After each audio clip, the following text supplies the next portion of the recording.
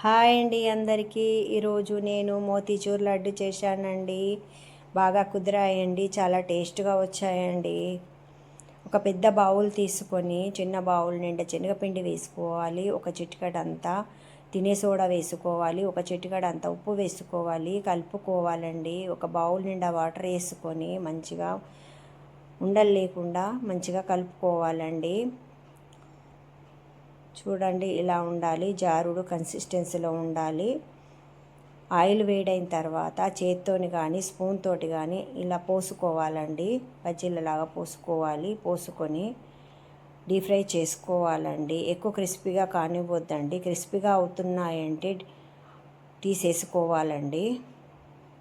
అన్నీ ఇలాగే చేసుకొని చల్లారిన తర్వాత మిక్సీ జార్లో వేసుకొని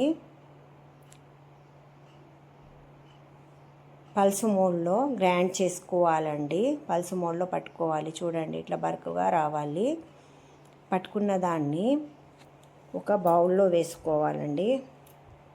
ఫ్రై ప్యాన్ పెట్టుకొని ఒక బౌల్ నిండా షుగర్ వేసుకోవాలి. ఒక బౌల్ నిండా వాటర్ వేసుకోవాలి. ఒక చిటికెడంతా మా ఫుడ్ కలర్ వేసుకొని మంచిగా చక్కెరని కరగనిచ్చుకోవాలండి. కలుపుతూ ఉంటే కరుగుతుందండి. చూడండి, అలా ఉండాలి పాకము. దాంట్లో విలాయచీల పౌడర్ వేసుకోవాలి. మనం పట్టుకున్న దాన్ని వేసుకొని కలుపుతూ ఉండాలండి.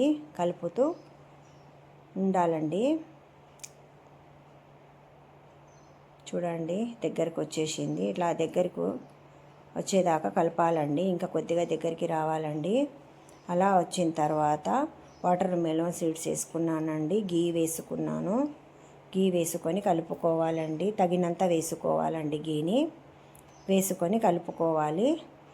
గీని మృదువుగా రావడానికి వేసుకుంటామండి. వేసుకొని కలుపుకొని ఇలా ఉన్నప్పుడు స్టవ్ ఆఫ్ చేసుకొని దించేసుకోవాలండి.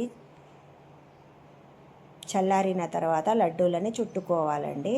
మనకు ఏ సైజులో కావాలంటే ఆ సైజులో లడ్డూలని చుట్టుకోవాలి. అన్నీ చుట్టుకోవాలండి. చుట్టుకొని ప్లేట్లో పెట్టుకోవాలి.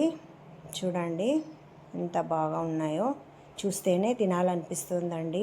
ట్రై చేసి చూడండి. ఎలా కుదిరాయో కామెంట్ పెట్టండి. Thank you for watching.